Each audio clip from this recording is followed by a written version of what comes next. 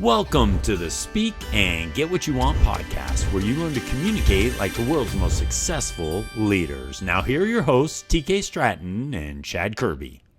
Far too many of our listeners become frustrated because they feel like they're not communicating in a way to help them get what they want. They feel stuck and they feel like they're not progressing the way they had hoped.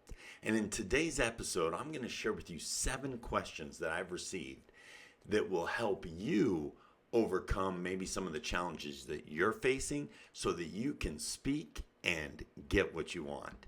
Here's the first question.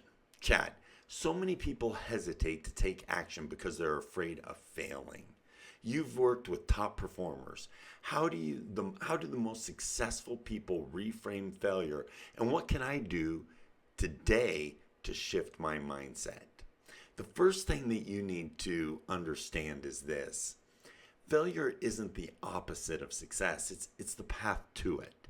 And what you need to realize is when you take action and take those steps towards achieving your goals, you'll actually begin to become more confident. You see, taking action builds confidence. So many of us are hesitant to take action because we lack that confidence. So I'm going to offer you a challenge, and that is this. Put yourself out there this week and watch what happens. The fear of failure can really be debilitating. It can stop you from taking the steps necessary to get what you want. The antidote to that, or the opportunity to overcome that, comes from taking action. In fact, many of you have heard TK say, how would you proceed today if you were not afraid to fail? Ask yourself that question. How would I proceed today if I was not afraid to fail?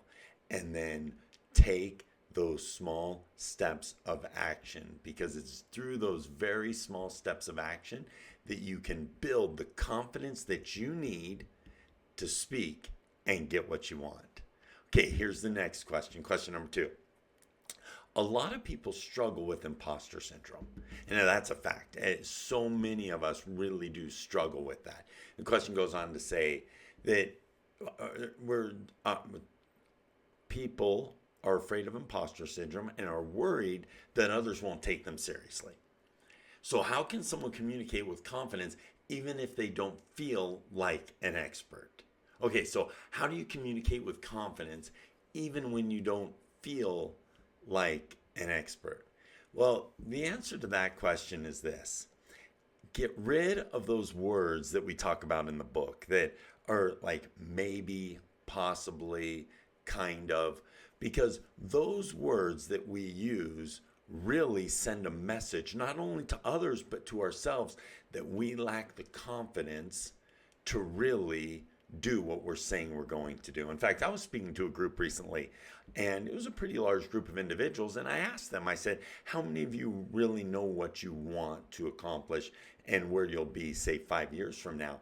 And almost everyone in the group was really hesitant to raise their hand and answer that question. But there were a few that did. And those that did would use words like, well, I possibly think, or I kind of think, or maybe I'll be here.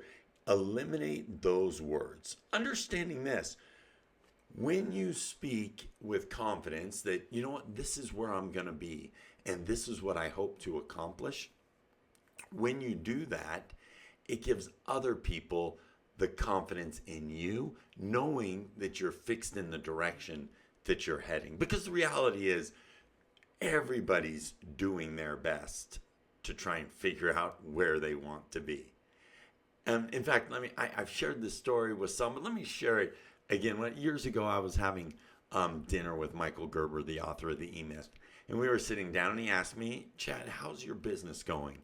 And I put my head down, and I was like, you know what, Michael, I'm kind of making it up as I go. And I was ashamed of that. Like, I felt like I should have had more figured out. And he started laughing. And I was like, Michael, why is that funny? And he goes, you know, Chad, that's what everyone's doing. And Michael had worked with so many thousands, so many businesses that he's had the confidence to say, Chad, listen, so many people are just trying to figure it out. Understand this. When you speak with confidence and eliminate those words, you can accomplish what you hope to accomplish, because you need to understand that nobody has a perfect understanding of where they're going to be in 5 years. But confidently approach it, knowing that, okay, I'm going to be here. Do the best you can and watch what happens. But get rid of those words. Get rid of the words, the kind ofs, the maybes, the perhaps, the possiblies, and speak with confidence, even if you're struggling at that very moment. Okay, question number 3. People work hard, but many, like me, feel like they're being overlooked.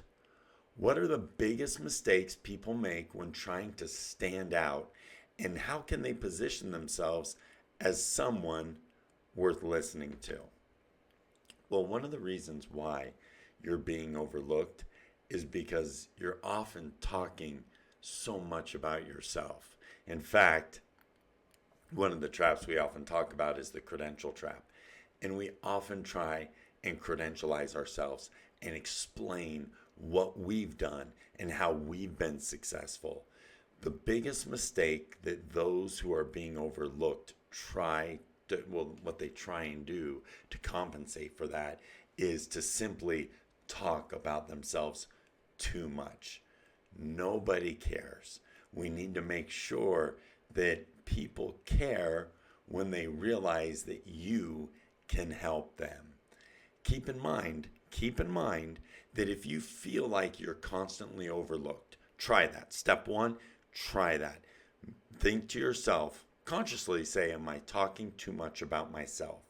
Then step 2 is, it is possible that you're working at a place, or you're working with people that don't truly value who you are. And if that's the case, get out. If that is the case, get out. One of the greatest things I ever did is I once worked in an organization where I felt like I was constantly being overlooked. And I'm not saying they didn't put me in an important place within the organization. They absolutely did. But I didn't feel like I was being listened to. I didn't feel like I was being valued. And so the very first thing I did was that I was like, okay, am I making it enough about other people? And after I did that, as it persisted, I needed to leave that organization. It was one of the greatest things I've ever done. Now, here we go. Question number 4. A lot of talented people stay stuck simply because they don't have a clear direction. You've coached leaders on communication. What's your formula for setting clear, actionable goals and actually making progress? What is the formula there? Well, the reality is what most people are missing when it comes to setting those clear, actionable goals is that first piece, clarity. When you have clarity, then the action follows. And what I mean by that is that at the beginning of this year, I actually said to myself and made a goal that I was going to be a guest on a certain number of podcasts. I said, I do the podcast regularly. I'm actually going to be a guest on this number of podcasts. And once I set that goal, it was incredible how many people were reaching out to me saying, hey, Chad, would you be a guest on our podcast? The more clarity you can get as you are seeking to set those goals, the more the opportunities will align with your clarity. Opportunities align with clarity. So I would say that the very first thing, the formula for you to get what you really want, is to make sure you have the clarity on what you really want to accomplish. The moment I said, I want to be a guest on these many episodes, opportunities began to align. Okay, question number 5. One of the biggest things that hold people back is waiting until they feel ready. Okay, and this question is, you've seen firsthand, Chad, what the bet with people that have not felt ready but have accomplished great things. So here, what's the best way to overcome hesitation and take action before you feel 100% ready. Well, let me just establish something very important, and that is this. You will never feel 100% ready. Nobody ever feels 100% ready. But as I mentioned earlier in the answer to one of the questions, when you take the action right now, it will build the confidence you need to accomplish great things. Now, let me just point out that when you take action towards the small things, it will build confidence for you to accomplish even the bigger things. So I want you to go back to the question I shared a few minutes ago from TK, and that is, what would you do today? What would you do today if you had no fear of failure? Because the very first question that we started with also connects with this question, because the fear of failure is something that can prevent you from getting to where you want to be. And that fear of failure is causing you to say you are not 100% ready. So take three things this week. Take three things this week that you feel like, okay, they're small steps towards accomplishing great things. But once you start taking those small steps, as I mentioned earlier, action brings confidence. Action brings confidence. So think about three small things you can do that you've been hesitant about, that you've not been willing to really execute and really do. Take those three things and do them and watch what happens. Okay, now question number 6. Chad, communication isn't just about talking, it's about influence and persuading. What's the secret to getting people to actually listen? What can I do to get people to actually listen? And I love that question. But the reality is this: find out what they really want. Find out what they really want. Too often, you think you know what someone wants to hear, what someone wants. And in many cases, you may be correct.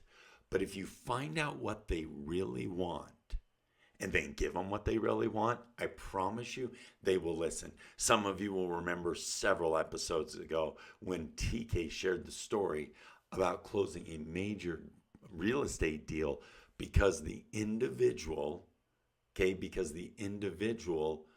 found out the individual wanted a Rolex. And he started talking about the person that was selling the real estate, that they wanted this Rolex. And TK went out, found the Rolex, gave it to him, and was also able to close that deal. You see, finding out what people really want and then speaking to it, you'll be amazed at how well they listen. And here's the final question, number 7. Chad, you've coached leaders, speakers, and entrepreneurs. How much of success in communication comes from the actual work versus how you deliver what they've been asking for? Words matter. You know that. You know I'm passionate about it. You know I'm passionate about speaking and getting what you want. But the reality is, you have to be able to deliver. Don't just say it, go and do it. You have to do it, and do it quickly. One of the greatest phrases that my wife says, is not one of the greatest, but one of the greatest that she says is, successful people do it now. Successful people do it now. So yes, it's important to be able to communicate, but your actions need to be aligned. And whenever my kids say anything to my wife, like, yes, I'm going to do that, Cassie always responds with, successful people do it now. So is it important to be able to communicate and cover everything we've talked about in this podcast today? Absolutely.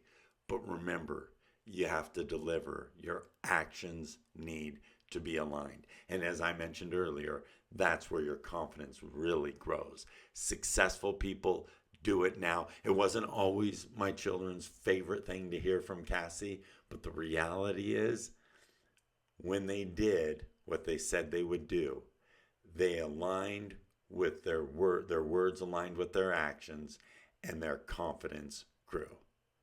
So remember, speaking and getting what you want, there are obstacles that come in our way. It's overcoming those obstacles and having the tools to do it that'll help you really speak and get what you want. Now go have a tremendous day, everyone.